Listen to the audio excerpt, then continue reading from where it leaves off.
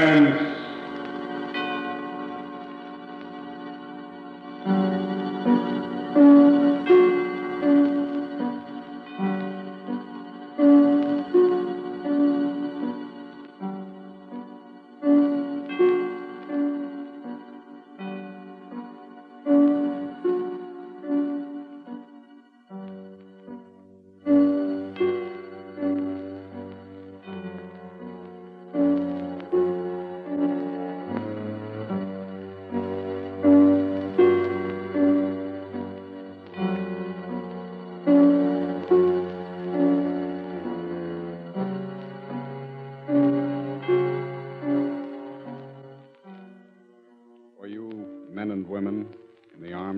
Of the United Nations, we present one of America's top spine tinglers, a radio rebroadcast of a program dedicated to the mysterious, the unusual, and sometimes the supernatural.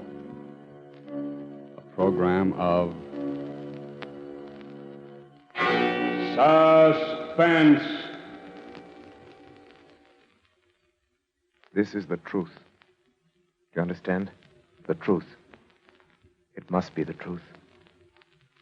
It has to be.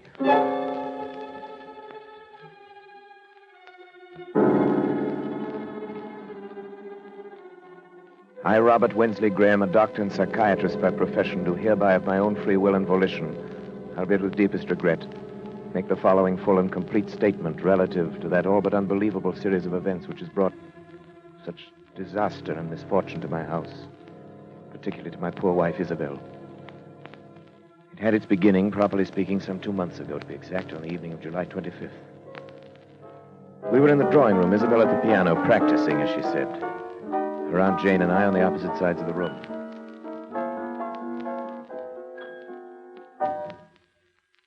Isabel, what's the matter? I don't know. I can't seem to keep my mind on anything anymore, even my music. Nerves. Nerves? Isabel. Yes, Robert? I don't wish to distress you, but it's been going on for quite a little while now. It's not getting any better. I know. Let's not discuss it, shall we? You should let me prescribe treatment for you. I could prescribe something for her. You can do remarkable things now with just the common old drugs under proper control. Drugs? It's not drugs that she needs. It's to get out of this house for a while. It's to get back to the concert stage where she belongs. It's work. Aunt Jane, please. I'm sorry. I don't believe in beating around the bush. You're an artist. You've got talent. There's no sense in your trying to subordinate yourself to somebody else. Aunt Jane, that's enough. I'm not subordinating myself to anyone. Really, Aunt Jane, you mustn't interfere, you know. Robert doesn't want me to go back on the stage. Darling, it isn't that I don't want you to go back. I'm proud of you. You know that. It's only because I know that going back to a professional career in your present mental condition would be terribly harmful. I know, Robert. I know, you're right. Oh, after all, I'm a doctor. It's my business to know these things. I get it. Probably the hospital. Hello? Yes, it's Dr. Graham. Oh, yes. It's for... Who? Huh. Well, when would you like to see me? All right. Fine. No trouble at all.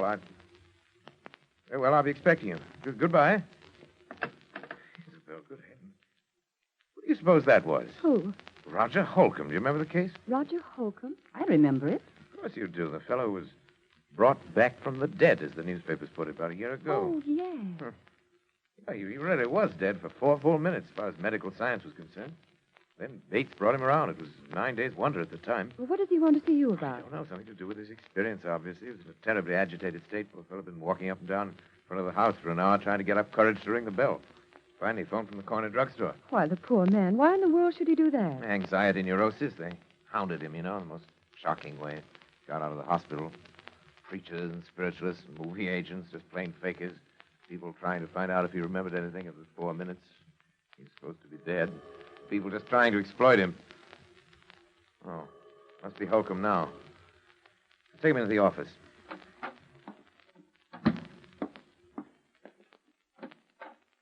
Dr. Graham? Yes, you're Roger Holcomb? Yes. Come in. Pleasure to meet you, Mr. Holcomb. Yes, sir. You come this way, please. My office. Now just sit down anywhere. Lie down on the couch if you like. You look tired. I am tired. Tired unto death. Give me your hand, please. For heaven's sake, there's nothing wrong with my pulse. If that's all you think it is, I'll go. Why did you come to me, Mr. Holcomb? You know my history? Yes, most medical men do. Up until your disappearance. Yeah, most medical men do, all right. Then they tell me I'm crazy. Do you think you are, Mr. Holcomb? Oh, I see. You're like all the rest. Let go of me, please. Just a minute, Mr. Holcomb. You came to me for advice. For treatment. I suggest you tell me your story. Well, I was told you specialize in strange cases. Things that other men can't explain. And that's true in a way. You know what happened when I got out of the hospital. How Yes. they followed me, questioned me, hounded me day and night, trying to find out if I remembered anything, if I'd experienced anything beyond the grave. Yes, I remember that. Well, then you remember that my answer was always the same. That I remembered nothing. That I knew nothing. Well, I was wrong. Oh? What did you experience during those 4 minutes? I don't know. But it must have been something. Something I don't even dare to think about. How do you know this? Well, it happened the first time on a boat trip, which I'd taken to recover my health. I found myself chatting with a woman who was seated at my table in the dining saloon. She found occasion, as such women often will, to mention her age. She said, after all, I'm not yet 40. And then it happened. What happened? Well, from somewhere came crashing into my mind the certain knowledge of the exact day and year of that woman's birth. And with it, a compulsion to speak out. A compulsion which I could no more have resisted than I could have resisted breathing. I said, Madam, you were born in May, weren't you? May 30th. And she looked at me in utter astonishment. We'd never even seen each other before in our lives. And said, yes. And then I added the date, the year 1900. See, she was well over 40. She'd lied to me. Innocent enough thing, but I had known the truth. And I'd been forced to speak it. And I have been ever since. This phenomena has occurred often? More times than I can remember. Every time a direct lie, no matter how trivial, is uttered in my presence, I suddenly know the answer to that lie. I know the truth. And I'm compelled to speak it. And this condition has existed only since your... Since my 4 minutes beyond the grave, yes. Quite. It's as though, in that brief time, I glimpsed eternity. As if I'd seen revealed all truth of all the ages. I can never tell you how horrible that seems. I found that men, even the most honest of men, live by lies. Tell me, you have a family, friends who are understanding? Oh, for heaven's sake, Doctor, don't you understand what this has done to me? Yes, I had a family and friends, a girl I was going to marry. Today I'm an outcast, pariah. I'm shunned, feared. I'm hated. Yes, hated. Mr. Holcomb. Mr. Holcomb, I believe that this condition is very real to you. It causes you very real anguish. I want to help you. Do you think you can? I'm confident that I can. Suppose you could arrange to stay with me here at my home for a matter of weeks or months, if necessary. Well, I'll do anything. Good. Anything in the world to be a normal man again, but... But what? Dr. Graham, I can see that you still don't believe me. Oh, no. I beg of you. You don't know the terrible responsibility I'd be to you. I'd be like a spy, like some inexorable prosecutor from another world. Mr. Holcomb, let me worry about that. All right. Is there anyone else in your household who might object? Oh, no, it's only my wife and her aunt. Have your own quarters. Be quite comfortable, I assure you. I'm sure I'd be. It's a lovely house, but I've seen of it. Yes, I'm rather lucky. I'm interested in research primarily. Not much money in that, you know, but a couple of years ago I came into quite a nice inheritance. House went with it. What is it? What's the matter? The inheritance was not yours. It was your wife's. The house is your wife's. You were penniless.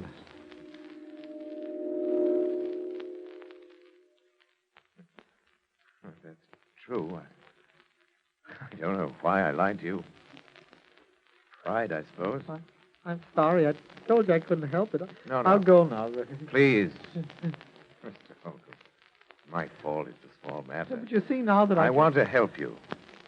Do you believe me now? I believe, Mr. Holcomb, either that you are far more ill than I realized, or that in months to come, You and I must venture into a realm never before explored by mortal man.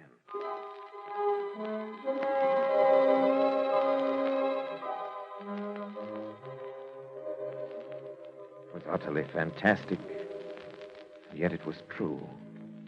I checked the facts again and again. He could not possibly have known, and yet he knew.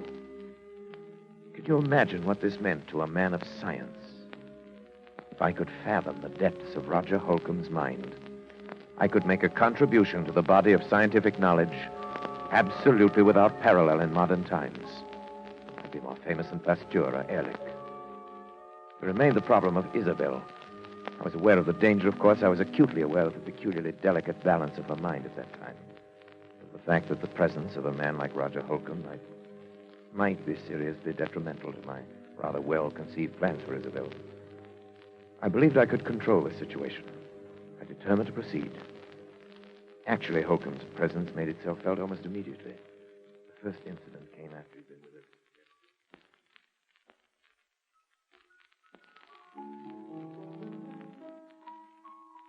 Isabel, please stop that playing and listen to me. Aunt Jane, you know Robert has said I mustn't talk about it, that it's bad for me. I don't care what Robert said. But he's my doctor and my husband. And I'm not sure that he should be either. Aunt Jane, I don't know much about psychiatry, but I do know that making trouble between a husband and a wife... I'm not making anything that isn't there already, and you know it. Good heavens, girl. Look at yourself. Look what's happened to you since your marriage. I've been sick. He's made you sick. That's ridiculous. Maybe it's just that he's afraid of losing you. Maybe he's even afraid of losing your money. But I'm absolutely convinced that whether he's meant to or not, he's made you believe there's something the matter with you that isn't. Aunt Jane, I simply forbid you to talk this way. And now he brings this psychopath into the house. And don't bring Roger into it. He's Robert's patient. It's Robert's work, and it's none of our business. What about your own work? It doesn't matter. Doesn't matter? Aunt Jane, you simply don't understand. Robert is my husband. I trust him and I love him. Nothing can ever come between us. I'd destroy anything. I'd kill anyone who tried. Isabel, do something before it's too late. Do what? Get away. Leave him. Divorce him. Anything. Oh, I hope we're not interrupting. Of course not, darling. Hello, Roger. Hello, Isabel. Good afternoon. How are you feeling, Roger? Better, I think. I think it would be better if we didn't discuss our states of mind, Isabel. Oh, of course, I'm sorry. Well, would you like me to play something for you? You know, I think I'm beginning to get the feel of it again. Really, I do. You're sure we haven't interrupted some conversation? Of course not. We were just discussing how helpful you've been in getting Isabel back to her work again. Roger. No. No, you were not. You were telling Isabel to divorce her husband.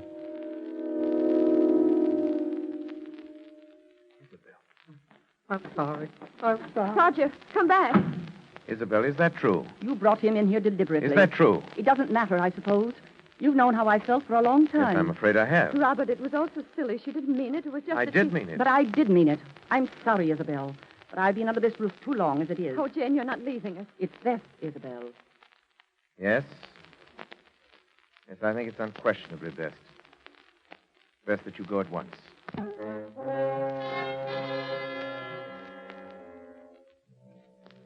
She left us, of course. I'd always believed that Jane exercised an unfortunate influence over Isabel. I did not dream it had reached such a point as this. Yet this incident gave me my first insight into the relationship which was destined to develop between Isabel, Roger, and myself. The first and most obvious result was that within a matter of weeks, Isabel was to lose every friend she had. We became further estranged as each day passed. It was difficult to speak of even the most casual things with this strangely terrifying specter of truth always at our elbow. The situation reached its inevitable climax the evening that Leopold Sarinsky, the famous conductor of the Los Angeles Symphony, was to call on Isabel with a view to resumption of her professional career under his auspices. I gave a great deal of thought to that evening. It had to be handled with a great... Robert, you will help me, won't you? Of course I will, darling. I don't know whether you realize how important it is to me. I have nothing but the music now. I've been working so hard. Playing sometimes half the night Yes. while you were asleep. I've heard you. Sometimes it seems that But the piano's all that's helping me to keep my sanity. My darling, I want you to let me prescribe something for you. It's time we face this thing, your trouble, I mean. Robert, does he have to have dinner with us tonight? Roger? Isabel, you know how I stand on that. Oh, yes, but just Now, this one. Even once, Isabel, keep him in his room like a spoiled child when we have guests. Isabel, it might undo everything I've accomplished in weeks. Oh, of course. You're right. But, Oh, Roger, come in. Robert, I was wondering if I mightn't be excused just tonight. Oh, you're having dinner with us, Roger. Must I? You know you must, Roger, and you know why. why, Roger, don't you want to meet the great Leopold Surinsky? He's really a wonderful person. Yes, indeed, I would very much. You know, I made my debut with him in 1934. I did a concert with him every year until I... Isabel was very talented, you know. I was? I am. Oh, Roger, I'm going to play with him again. He wants me to open the season in November. Can you imagine what that means to me? I'm so glad, Isabel. And Robert has finally given his consent. Haven't you, dear? I'm sorry, what was it you said, Isabel? I said you'd given your consent to my playing with Surinsky. Why, Isabel, you know I don't want you to think that I'd ever stand in your way. I know, dear. Roger, I'll do the Emperor Concerto, and you will come to hear me. You do want to, don't you, Roger? Please, Isabel, don't ask things of me that can't... What's the matter? What's the matter with both of you? You act as though you thought I wouldn't be able to appear.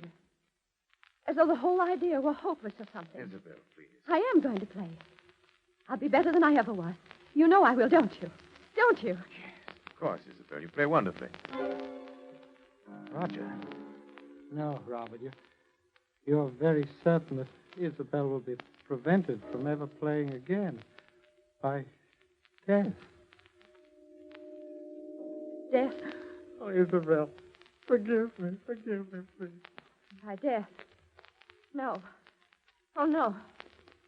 Please, Roger, it's not true. Tell me it isn't. Roger, answer me. Answer me. Roger, do you hear me? Answer me.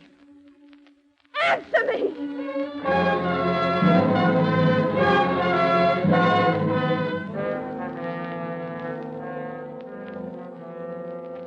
When Surinsky arrived, I told him it would be quite impossible for Isabel to leave her room. The concert was canceled, and indeed, to my knowledge, she's never touched the piano since that day. By now, to even the most casual observer, it must appear only natural that Isabel had every motive for a desperate, almost paranoid hatred of Roger Holcomb. This much was clear to me. The rest, not yet. But one thing, from any point of view, was certain. I had to keep Roger and Isabel apart. Perhaps what I feared was indeed inevitable. I honestly did not think it so at the time. As a precautionary measure, however, I prescribed a drug for Isabel, which she at last consented to take. I gave her her own supply. She administered it to herself, as I had directed.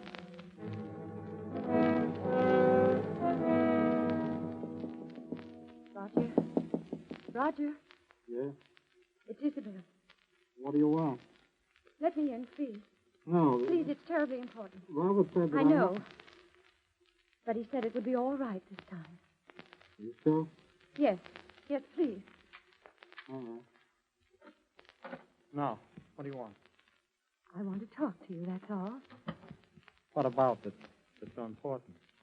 Roger, why don't you ever leave your room anymore? Can't you guess? Do you think I hate you? Isabel, I don't know what to think anymore. You do, don't you? I warned him. I told him it would happen. Now I'm going mad up here thinking of the anguish I've caused you. But, Roger, I don't. You must believe me. I know what it's been like for you having me here, Isabel. Roger, you see, for the first time in my life, I think my husband is wrong about something. Wrong? Yes. Don't you see? He's been worried about both of us. And so this distrust has grown up between us. Well, I don't distrust you, Isabel. You've been more wonderful to me than I But can say. you're afraid of me. And that amounts to the same thing. And it's bad. For the both of us. It's hurting both of us. Well, I've often felt I wanted to talk to you, to beg your pardon. Oh, you don't have to do that. We're both sick. But I think if we saw each other sometime, if we talked the whole thing out, it would help us both. Well, does Robert think so, too? No. Then he didn't tell you it was all right to see me. No. I lied to you. You what? I lied to you. She liked him. And it didn't happen. Isabel, don't you see? I am getting well. It didn't happen. I know. I don't think it does happen anymore. Except with Robert. With Robert? What makes you think I don't know. Something about the way he acts. The way he is. Oh, but Isabel, he is curing me. Then perhaps you shouldn't have come No, up with... no, don't you understand? We must see each other. We must talk. No, listen. Isabel. Robert, something's happened that I must tell you Please, you're about. completely overwrought. Oh, but Robert, if I must insist. Isabel, why did you do this? I'm You have to have sorry. a sedative right away. Isabel, get the bottle from your room. Mine? Yes, please, hurry. All right. Robert, she lied to me. Yes, I know. But, Roger, I must absolutely forbid you to talk now. You must trust me. All right, but later I want to have a long talk with you. Of course She we lied. shall. Here it is. I brought my hypodermic, too. I'm glad you did. The other one's mislaid, Summer. Will you give it to him, please? I? Yes, I'm sorry, but this has upset me rather badly. My hands are shaking. Robert, I'm terribly sorry. No matter now. Give him the hypodermic in the upper arm. That's right. There. Thank you. Leave us now, please, Isabel. All right. How are you feeling now, Roger? Well, I'm fine, Robert. I think I'm better than I've been in months. I know you're better. That's why I was so upset to see you. Why, Robert? Can't tell you all my reasons now, but you must trust me and believe in me. Oh, I do, but... Only that I'm afraid for your health. Roger. No. You're afraid of murder. What? Murder. Roger, listen to me. Roger. Murder. Roger, what are you talking about? Roger. Roger!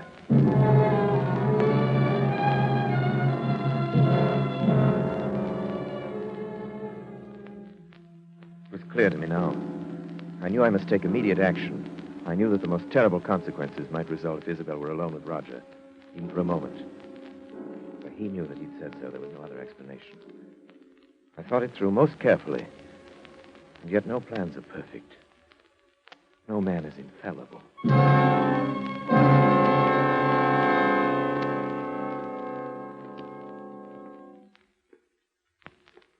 Isabel! Robert, frightened. What are you doing?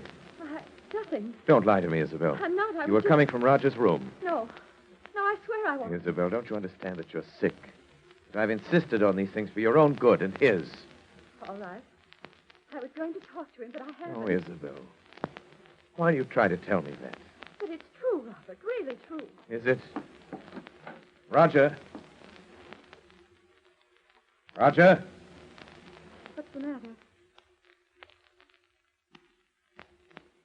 Look, Robert.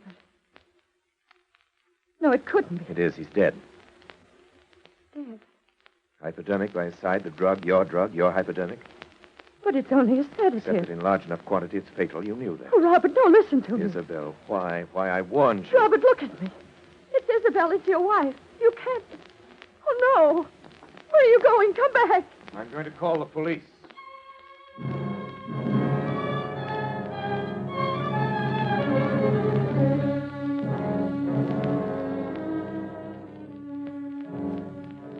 It was perhaps the most terrible decision a man ever had to make, even though it did come not as a shock to me, even from my point of view as a scientist. It was terrible enough. Yet it had to be done, and I had done it. I did not speak to her as we waited, and she made no further attempt to appeal to me. She seemed utterly stupefied, perhaps as a result of the drug she'd herself been taking. Perhaps because she suddenly realized she was hopelessly trapped. When police arrived, I told the story with as little emotion. Yes, there are fingerprints, all right, on both the bottle and Those the would be hypodermic. my wife's, of course. They both belong to her. Is that true, Mrs. Graham? Yes. Dr. Graham, do I understand, then, that you are formally charging your wife with the murder of Roger Holcomb? Well, you could hardly expect me to do that, could you? I'm simply telling you the facts. Yes, but you said she hated Holcomb, and you knew it. My wife has been mentally ill for some time. There are many people who can testify to that. You plead insanity, of course. Dr. Graham, I can't tell you how sorry I am, but the things you have told me add up to only one thing, as you yourself obviously recognize. Yes. Your wife, Isabel Graham, murdered Roger Holcomb. What did you say? I said your wife, Isabel Graham, murdered Roger Holcomb. No. I murdered him.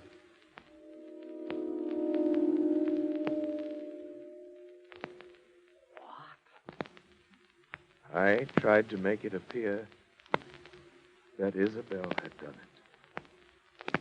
And I succeeded. But I killed him.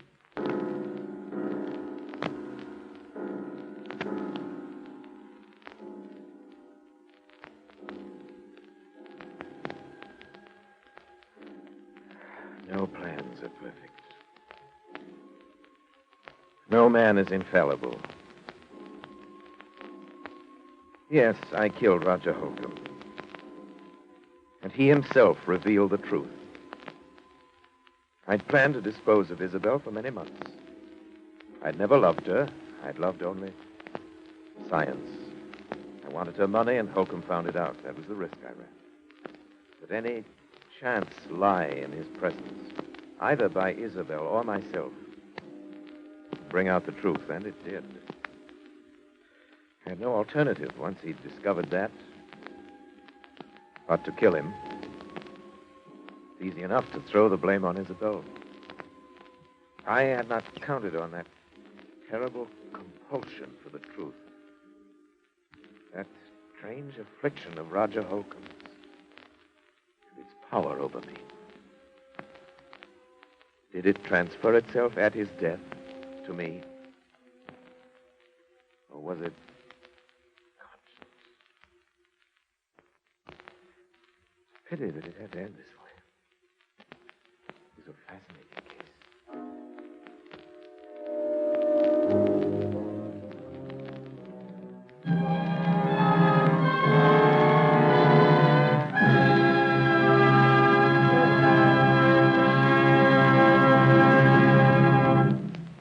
And so closes Lazarus Walks, starring Orson Welles. Tonight's tale of Suspense.